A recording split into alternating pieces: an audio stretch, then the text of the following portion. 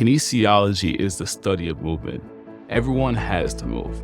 You might as well know how to move, right?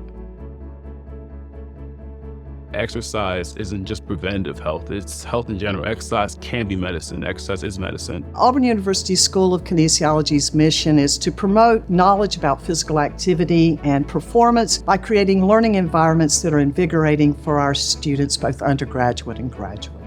We have a really dynamic group of faculty that are world-renowned for the work that they do, and so our students are getting exposed to some elite experts in the field. Along with training that is involving world-life experiences, we feel like our students are going out on edge over all of the other students. We're translational. We're one of the only units on any campus that can take something from a basic notion all the way to an applied setting by a bedside, or apply it on a field, or on a court, or in a sporting event, or in a health setting.